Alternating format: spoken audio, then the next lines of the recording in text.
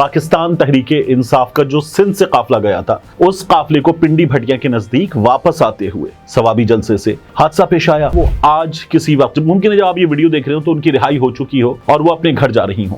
Supreme court of Pakistan سے اگلے 24-48 گھنٹوں میں ممکن ہے آج آ جائے، ممکن ہے کل آ جائے، لیکن ایک سرپرائز آئے گا۔ عمران خان صاحب نے خود سوال کیا ہے کہ میری عزت کیا، میری عزت کا معاملہ کیا۔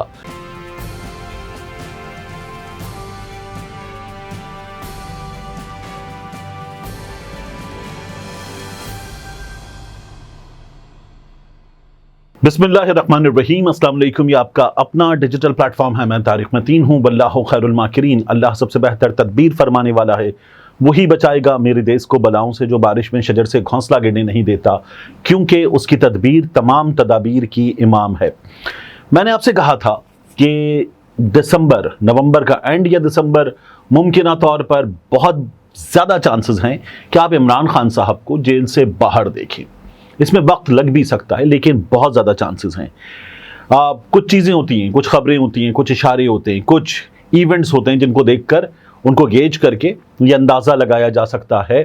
اب مزید چیزیں ایسی ہو رہی ہیں کہ جن کو دیکھ کر یہ اندازہ لگایا جا سکتا ہے کہ کیا ہونے جا رہا ہے۔ ان تمام چیزوں کی اس ویڈیو میں بات کریں گے۔ اس کے علاوہ یہ جو مخصوص نشستیں چھیننے کا معاملہ ہے، اس میں جو حکومت کی کوشش ہے، اس کوشش کے سامنے آپ الیکشن کمیشن آف پاکستان کا رویہ دیکھیں تو آپ کو نظر آ رہا ہے کہ حکومت کی یہ کوشش ٹھوس ہے۔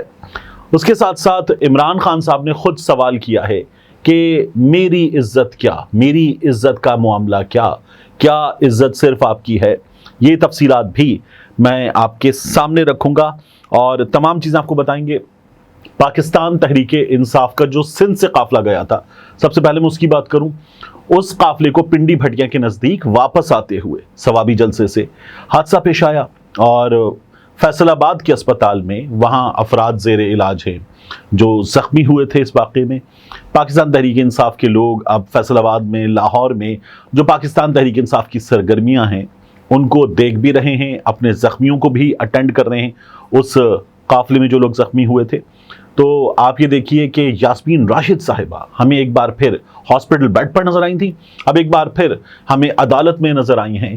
ہمت کی، استقامت کی تصویر، 70 سال سے اوپر عمر ایک خاتون، اور پھر اس کے بعد کینسر پیشنٹ، سانس لینے میں تکلیف، دیگر مسائل، وہاں ان حالات میں انہوں نے جیل سے الیکشن لڑ کر میاں نواز شریف صاحب کو شکست دی، اور میاں نواز شریف ان سے ہارنے کے باوجود جس طرح کے جعلی form 45 election commission of Pakistan نے بعد میں اپلوڈ کیے، پہلے ایک ایسا نتیجہ دے دیا کہ جس میں سب کے ووٹ صفر تھے، 3 لوگوں کے ووٹ تھے، ایسا ہوتا ہی نہیں ہے، وہ سب کچھ ثابت ہوا۔ اور اب بھی یاسمین راشد صاحبہ اپنی جگہ ڈٹی ہوئی ہیں۔ آج سب سے بڑی خبر کیا ہے یہ میں تھوڑی دیر میں آپ کے سامنے رکھوں گا، لیکن پہلے یہ دیکھیے کہ الیکشن کمیشن آف پاکستان نظر ثانی درخواست کے ساتھ سپریم کورٹ آف پاکستان پہنچ گیا ہے۔ حکومت نے الیکشن ایکٹ میں ترمیم کی اور یہ جو تھا 3 دن کا معاملہ بھی، اور کوئی بھی وابستگی کا سرٹیفکیٹ وہ چینج نہیں کیا جا سکتا۔ حکومت نے یہ ترامیم کی اور پاکستان تحریک انصاف کو یہ نشستیں نہ ملیں، حکومت نے اس بات کو قانون سازی کے ذریعے یقینی بنانے کی اپنی طرف سے کوشش کی۔ ہمارے یہاں کچھ مخصوص صحافی، کچھ تو ٹاؤٹ صحافی ہیں، ٹاؤٹ کا اشارہ کسی اور طرف ہے، لیکن کچھ مخصوص صحافی ہیں جو باقاعدہ طور پر نون لیگ کے صحافی میں کہوں گا ہیں۔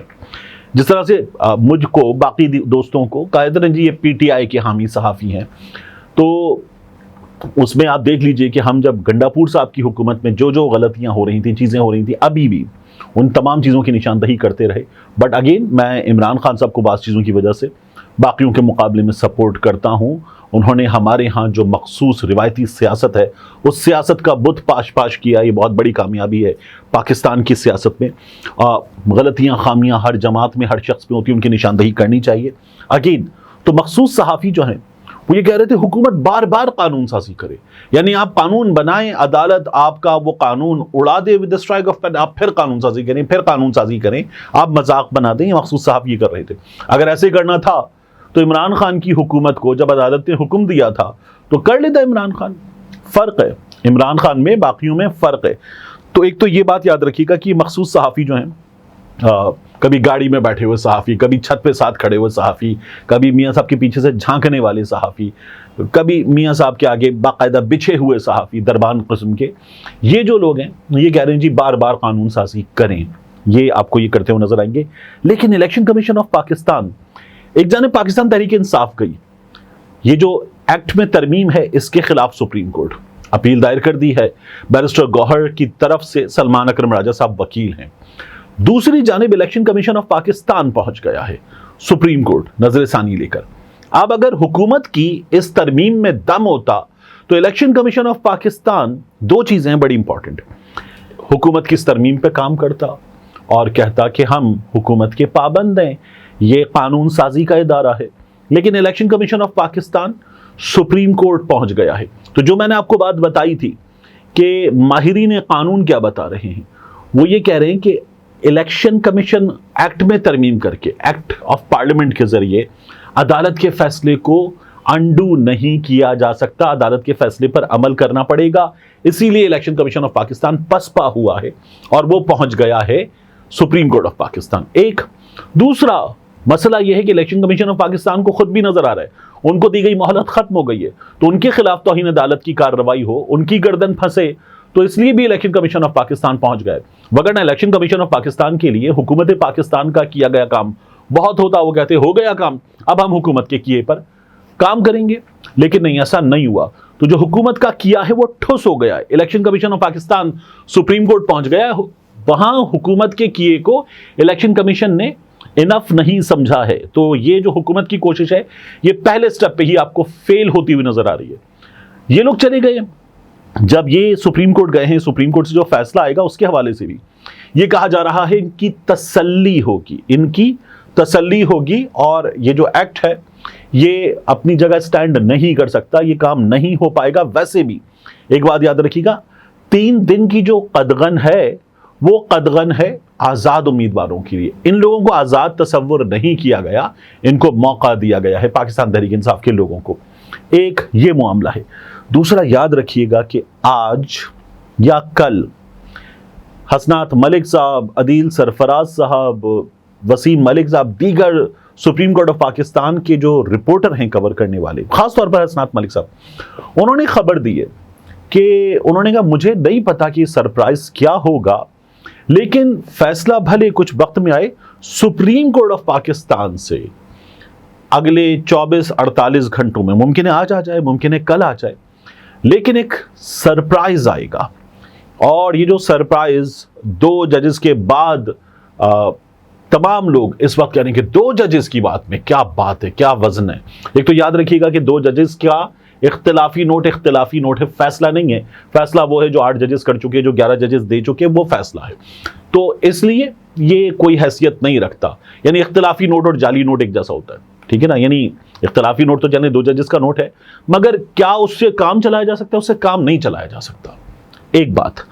لیکن یہ جو سرپرائز آئے گا، کہا یہ جا رہا ہے کہ یہ سرپرائز ان تمام لوگوں کی جن کو آکسیجن ملی تھی کہ دیکھیں جی یہ 2 ججز کا اختلافی نوٹ، ان کی تسلی بھی کرا دے گا۔ یہ بڑی امپورٹنٹ صورتحال ہے۔ اس کے علاوہ آگے بڑھیں، اور جو سیاسی صورتحال میں لڑائی ہے، اس لڑائی میں ایک اور چیز میں آپ سے عرض کروں۔ میں نے آپ سے کہا تھا کہ چیزیں اپنا شیپ لے رہی ہیں، کچھ وقت لگتا ہے لیکن وہ اپنا شیپ لے لیں گی۔ اب آپ دیکھیے کہ مزید کیا ہوا ہے۔ یہ گفتگو ہے رانا ثناء اللہ صاحب کی، عمران خان فتنہ ہے، عمران خان دہشت گرد ہے، اس کی جماعت دہشت گرد جماعت ہے، اس ملک کی تباہی کا ذمہ دار عمران خان ہے۔ وہ عمران خان جو ہے وہ صاحب بن گیا ہے، وہ فتنہ، وہ دہشت گرد اب صاحب بن گیا ہے، اور اب اس سے گزارش کی جا رہی ہے۔ وہ لوگ جو کہہ رہے تھے اس سے بات بھی نہیں ہوگی، وہ اب اس سے گزارش کر رہے ہیں۔ کیا گزارش کر رہے ہیں ذرا سنیے۔ خان صاحب سے بھی یہ گزارش کرتا ہوں اپنے سیاستدانوں میں واپس آئے۔ اس قوم نے آپ کو سیاستدان بنایا ہے، اس قوم نے آپ کو ایک سیاسی جماعت کا سربراہ بھی آپ بنے ہوئے ہیں، آپ جو ہے وہ برسر اقتدار بھی رہے ہیں، 4.25 سال آپ وزیر اعظم رہے ہیں، آپ اسمبلی کے ممبر بھی منتخب رہے ہیں، اسمبلی کا حصہ رہے ہیں۔ میں آپ کا سیاسی مخالف ضرور ہوں، لیکن بالکل میں نے کبھی آپ کو جو ہے وہ دشمن نہیں سمجھا، وہ آپ شاید ایسے ہی سمجھ رہے ہیں، لیکن میں آپ کو صرف اپنا سیاسی مخالف سمجھتا ہوں۔ دیکھیے یہ وہی رانا ثناء اللہ صاحب ہیں جو ٹیلی ویژن پروگرامز میں بیٹھ کے کہہ رہے تھے یا تو یہ رہے گا یا ہم رہیں گے، کچھ بھی ہوگا. یہ رانا ثناء اللہ صاحب آپ کیا کہہ رہے ہیں؟ خان صاحب 1، گزارش 2، سیاستدان 3، واپس آئیں 4، آپ وزیر اعظم رہے ہیں 5. تو میں نے آپ سے عرض کیا کہ چیزیں گزشتہ کچھ عرصے میں بدلی ہیں، مزید بدلیں گی. ان تمام لوگوں کا جس چیز نے دم نکالا ہے نا وہ یہ ہے کہ ان کا یہ خیال تھا کہ عمران خان جب جیل میں رہے گا تو وہاں وہ ٹک نہیں سکتا اور ہمیں موقع مل جائے گا. بھاگ گیا، سیاستدان نہیں ہے، ممی ڈیڈی ہے، جیل برداشت نہیں کر پایا، بزدل ہے. عمران خان نے جیل کاٹ کر ان تمام لوگوں کا دم نکال دیا ہے، اس لیے ان لوگوں کی یہ حالت ہے. اب میں آپ سے ایک اور چیز عرض کروں، یہ ہے عمران خان صاحب کی بالکل ریسنٹ موسٹ گفتگو. اور اس ریسنٹ موسٹ گفتگو میں عمران خان صاحب نے افواج پاکستان کو DGISPR صاحب کو مخاطب کیا ہے. ان کو مخاطب کرتے ہوئے عمران خان صاحب کیا کہتے ہیں، یہ بڑا امپورٹنٹ ہے. عمران خان صاحب نے کہا کہ آپ کہنے معافی مانگو، یعنی فوج کی عزت ہے، آپ کی عزت ہے. تو عمران خان صاحب کہتے ہیں کیا میری عزت نہیں ہے؟ اب عمران خان صاحب نے اس حوالے سے جو گفتگو کی ہے وہ یہ کہتے ہیں کہ بنگلہ دیش میں فوج نے اپنے شہریوں پر گولی چلانے سے انکار کر دیا اور عوام کے ساتھ کھڑی ہو گئی. ہمارے ہاں فوج اس جماعت کے سامنے کھڑی ہو گئی جو سب سے مقبول ہے اور ان لوگوں کی حمایت میں آ گئی جو کرپٹ اور ہارے ہوئے ہیں. پھر وہ کہتے ہیں ڈی صاحب DGISPR سے بات کرتے ہیں عمران خان صاحب نے کہا کہ ذلت اور عزت اپنے اعمالوں سے ملتی ہے. PTI کی مقبولیت میں اضافہ ہو رہا ہے اور آپ پر تنقید میں بھی اضافہ ہو رہا ہے. پھر عمران خان صاحب نے یہ کہا کہ ایک بار پھر مطالبہ کرتا ہوں 9 مئی کی فوٹیج سامنے لائی جائے، قوم کو دکھائیں، ثابت کریں اس میں PTI اور ہمارے لوگ ملوث ہیں.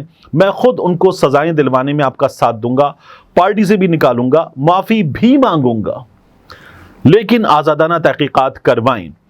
اور معافی کے مطالبے پر عمران خان صاحب نے کہا کہ کیا عزت صرف آپ کی ہے؟ 9 مئی کو میرے ساتھ زیادتی ہوئی، مجھے غیر قانونی طور پر رینجرز نے گرفتار کیا، میرے ورکرز پر تشدد ہوا، میں ملک کا سابق وزیر اعظم ہوں. کیا عزت صرف آپ کی ہے؟ مجھ سے معافی کا مطالبہ کرنے والے مجھ سے معافی مانگے، یہ عمران خان صاحب نے کہا. انہوں نے کہا کہ میں نے بات کی تھی کہ فوج اپنا نمائندہ بتائے اور ہم فوج سے بھی مذاکرات کر سکتے ہیں. تو اب عمران خان صاحب یہ کہتے ہیں کہ فوج اگر بات نہیں کرنا چاہتی تو نہ کرے. میں تو ملک کی خاطر مذاکرات کرنے کی بات کر رہا تھا.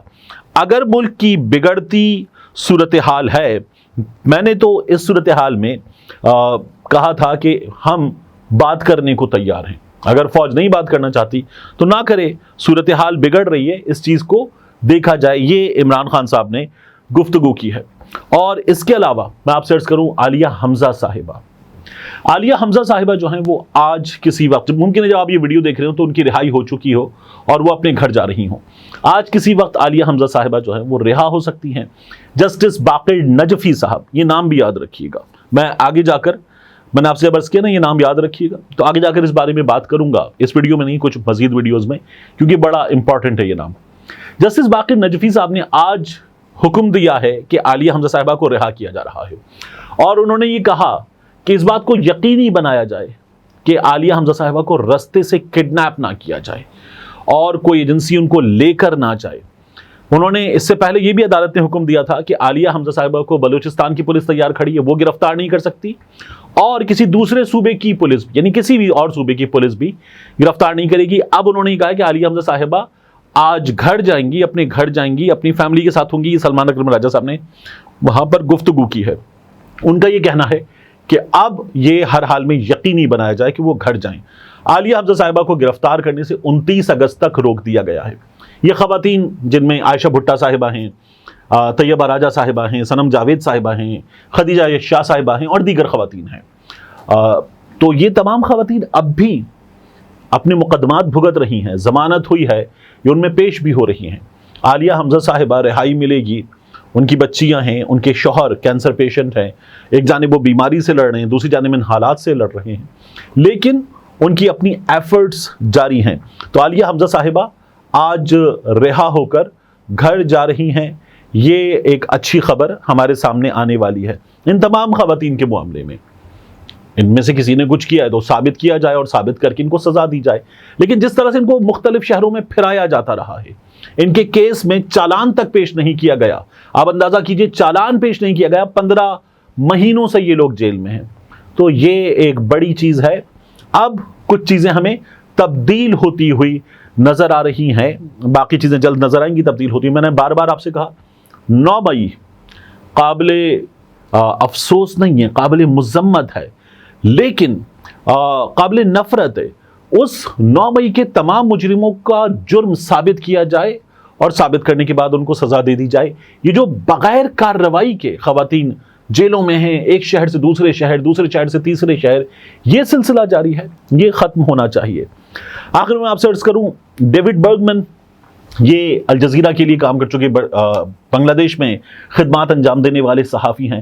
ڈیوڈ برگمن نے یہ بتایا کہ مائیکل چکما یہ ہیومن رائٹس ایکٹیوسٹ ہے, انہیں بنگلہ دیش میں 2019 میں غائب کر دیا گیا تھا.